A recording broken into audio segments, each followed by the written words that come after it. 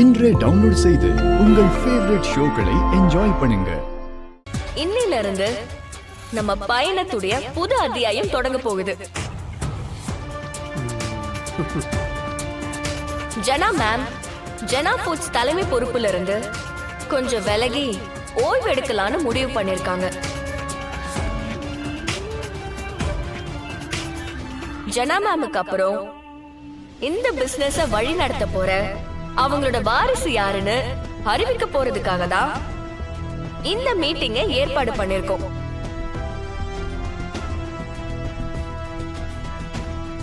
அதுக்கு முன்னால ஜனா மேம் அறிவிக்க போகும் வாரிச பத்தின ஒரு சின்ன ஏவிய இப்போ நாம பார்க்கலாம்.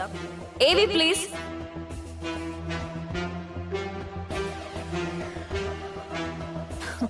அந்த வீடியோ போடட்டும், அப்புறம் இருக்கு அந்த தமிழுக்கு. அதுல சிபியை பத்தி தானே வரும். Wait and see.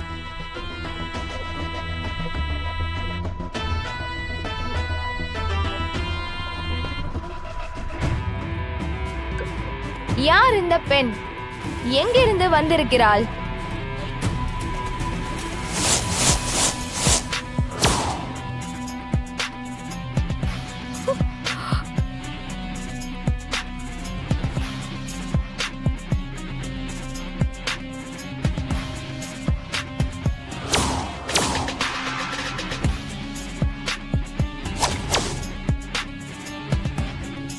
ஜனகாம்பாலை போலவே எந்த பின்னணியும் இல்லாத பின்புலமும் இல்லாத ஒரு குடும்பத்திலிருந்து வந்தவள் தான் இந்த தமிழரசி.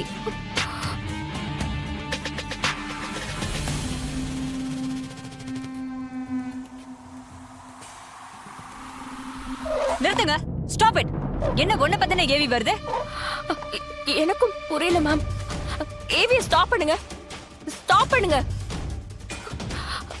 ஏவிய உடனே ஸ்டாப் பண்ணுங்க. ஒரு எளிய பின்னணியில் இருந்து வந்து இந்த நிறுவனத்தில் தவிர்க்க முடியாத ஒரு நபராக உயர்ந்திருக்கும் தமிழரசி தான் அடுத்த வாரிசு.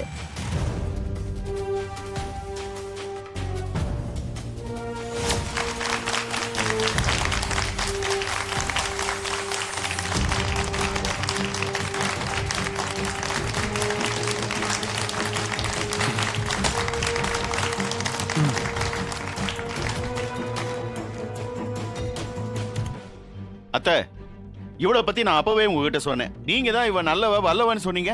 பாத்தீங்கல்ல என்ன பண்ணி வச்சிருக்கான்னு. நம்ம கம்பெனியோட ஷேர் ஹோல்டர்ஸ்க்கு முன்னாடி நம்ம மூஞ்சில கரிய பூசுற மாதிரியான வேலை பண்ணி வச்சிருக்கா. ஏய், நீ வாரிசா? இந்த குடும்பத்தோட வாரிசா நீயே?